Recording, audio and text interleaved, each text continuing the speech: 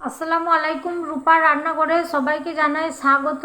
আজকে আমি তৈরি করব খুমিরি রুটি রুল ময়দার। আমি এখানে প্রথমে হাঁড়িতে জল দিয়ে দিচ্ছি স্বাদ মতো লবণ।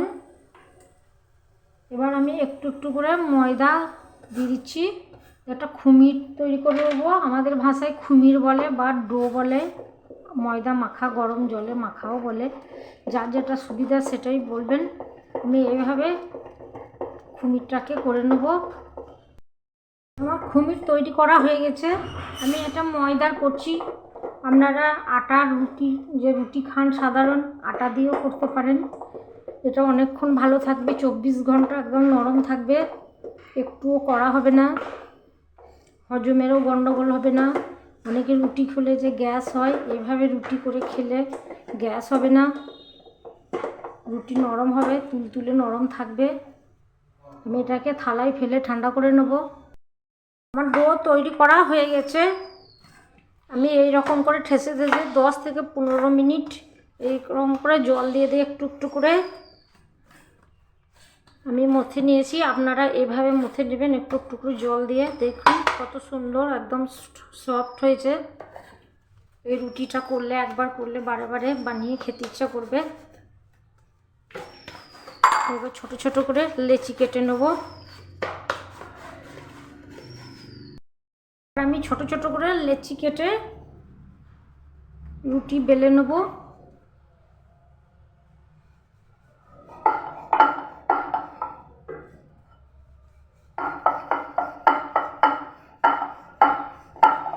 এই রুটিটা খুব সহজে খুব তাড়াতাড়ি বেলা হয়ে যায়, এতই নরম হয়।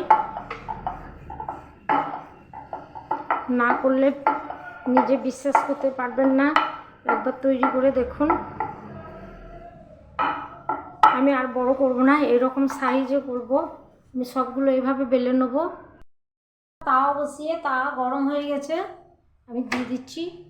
এই রুটিটা সেকার সময় একটা কথাই মনে রাখতে হবে, গ্যাসের ফ্লেমটা সবসময় লো, মিডিয়াম টু লোয়ে রাখতে হবে। হাই ফ্লেমে এই রুটিটা সেকা যাবে না।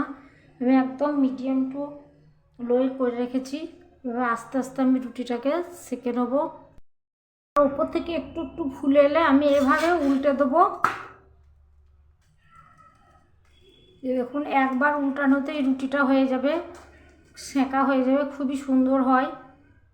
সেঁকতে বেশি সময়ও লাগে না, দেখতে যেমন সুন্দর আর নরম তুলতুলে। দেখুন আমার একটা রুটি হয়ে গেল, খুব অল্প সময়ে রুটি সেঁকা হয়ে যায়। রুটি তৈরি হয়ে গেছে। এই দেখুন আমি আজকে কষা চিকেন দিয়ে পরিবেশন করছি, নরম তুলতুলে সফট। আপনারা যেখানে কোথাও হয়তো বেড়াতে গেলেন, জার্নিংয়ে যাবেন, করে নিয়ে গেলেন, একদম 12-13 ঘন্টা একদম নরম সফট থাকবে, 24 ঘন্টাও খাওয়া যেতে পারে, কোনো নষ্ট হবে না, শক্ত হবে না, একই রকম থাকবে। আজকে আমার রুটিটা যদি ভালো লেগে থাকে তাহলে আমার চ্যানেলটি সাবস্ক্রাইব করে আমাকে সাপোর্ট করুন। সবাই ভালো থাকুন, সুস্থ থাকুন, রূপা রান্নাঘরের সঙ্গে থাকুন। আজকের মতো আসি, আল্লাহ হাফেজ।